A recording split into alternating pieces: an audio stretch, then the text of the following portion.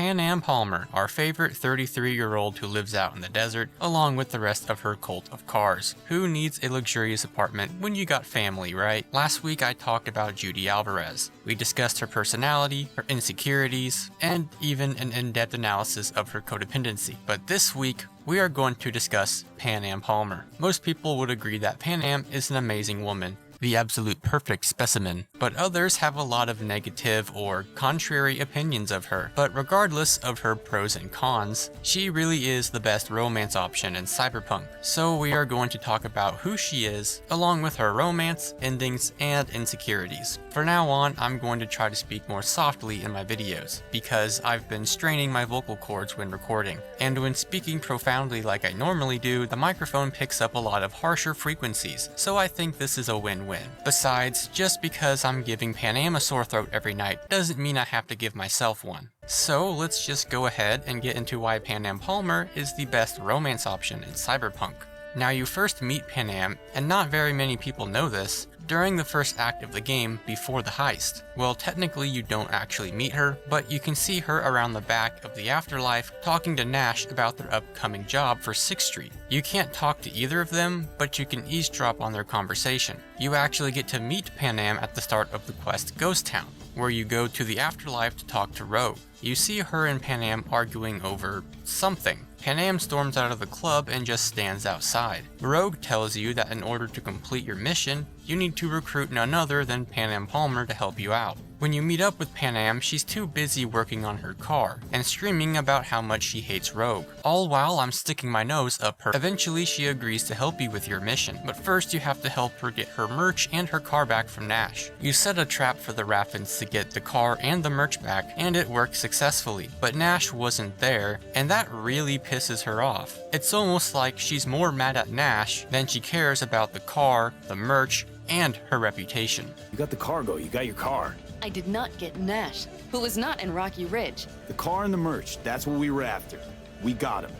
6th Street awaits Just word. listen to me, for fuck's sake! Now CD Projekt Red left this open to interpretation for a reason, but the game does allude to Panam being mad at Nash for something else. And a popular theory is that it's because she was sleeping with Nash until he betrayed her. Panam even mentioned Nash being the first person she trusted and let in after coming to Night City. Rogue will even text you if you decide to kill Nash, which says, "Nash is dead, congrats." Wonder what you were hoping to get out of that, cause I don't think it was just a matter of wounded egos. Even wounded egos wouldn't do something that gonk, Which is suggesting that there was another reason for why Panam wanted to get revenge. That it wasn't just about the merch and the car, and Panam's behavioral patterns with you also backs this theory. But more details on that later. Nash even acts like a frat boy after his pump and dump confronts him about using her when confronting him in his cave. But what do I know? I dropped out of college and wasn't in a fraternity. Once you finish the main story with Panam, she will contact you asking for your help, because Saul was kidnapped. You rescue Saul, but because of the massive haboob, the three of you have to spend the night in an old abandoned cabin. You have the option to caress Panam's juicy thighs, and she will react in a way that's almost PTSD in nature, like if she had a flashback to having her heart get broken. Ultimately, nothing will happen, but the following morning before you both go your separate ways, Panam will give you a big ol' smooch. Roughly 24 hours later, Panam will call you again because Militech is transporting a giant tank out of the city, and Panam, Mitch, and the others want to hijack it, but Saul won't let them, so they want your help to do it behind Saul's back. Assuming you do help Panam, and not turn her in like a little tattletale, snitches get stitches, you'll make your way to a train station in order to block the highway, and while you're here, Panam will pull you aside to talk about a few things. How she's impulsive, and how last time her impulsive behavior didn't turn out well, possibly referring to impulsively jumping into the sack with Nash without knowing anything about him, and then getting her heart broken. Listen, V, I believe I know where this is going. And not to your liking? No, it's not that. I also wish to talk about it, just not so openly. The thing is, I usually act before I think. Uh-huh, noticed. When I do something spontaneously, I feel I'm being honest. Once you successfully steal the tank, it will take 24 hours for Mitch and the others to put it together. But once it is built, Panam will invite you back to the camp and you'll both take it out for a spin. And once your nervous systems in the tank are interlinked, Panam will make a bold move and you'll have steamy tank intercourse. Unfortunately, the wraiths interrupt the tank time, and neither of you get to finish. Panam is quite the busy girl, so her post-romance content is pretty lacking. Not that it's a bad thing, after all, quality is always better than quantity, even if people like Judy say it but don't actually believe it. However, she will send you quite the naughty bathroom selfie after a little bit of time. You can also invite Panny Poo over to your apartment to hang out as part of the repeatable side quest I Really Want to Stay at Your House, where you can cuddle on the couch and even dance to the song the quest is named after. And if you take a shower with Panam, she will don quite luxurious undergarments, showing she actually wants to impress you. How does Panam even get something so classy out in the desert anyways? Anyways, there is one ending for Cyberpunk that we need to talk about. The most popular ending by far would be the Aldecaldo ending.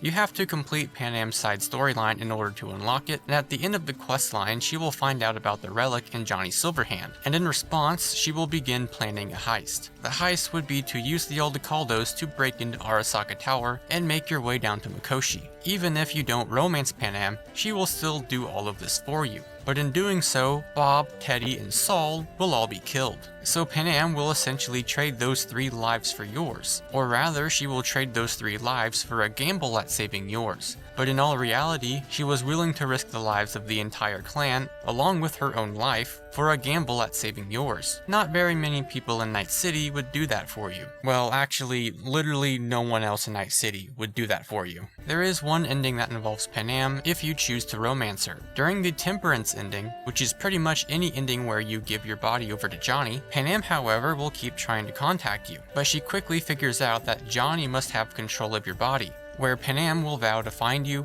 find Johnny, and get you back into your body. Really? You're just gonna avoid me? Of course you wouldn't, you fucking coward. Here's a bit of advice for you, Johnny. Enjoy your new lease on life, because it's not gonna last long. I'm serious. Believe me when I say I'm going to find you, you fucking psychopath. Wherever you're hiding.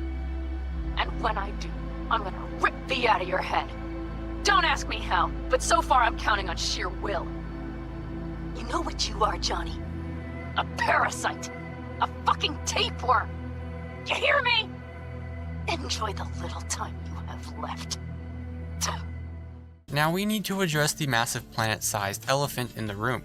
In the Tower ending, which is the new ending to the base game that was added with Phantom Liberty, which you unlock by keeping Songbird alive and making sure she ends up with the NUSA, but in doing so you'll be transported to an NUSA medical facility, only to wake up 2 years later. You're given the chance to call all of your old friends to see what they've been up to, but Panam doesn't answer your call. You can see her text messages where she acts very similar to how she acted with Nash, very angry and aggressive, and in the credits Mitch will leave a message for you telling you that Panam is fine, but doesn't want to talk to you, so don't bother calling her again. Listen, it's nice you tried to reach out to Panam. It's good to know that you're whole, you're all right. But well, don't expect her to return your call, no. And then don't try her again, if you can. When you disappeared, it took her a while to get back on her feet. She's not one to get attached, but when she does, the hurt comes damn easily. Now, I know it's not what you intended, so I'm counting on your understanding. You shouldn't do that to yourself, to her, so just don't call.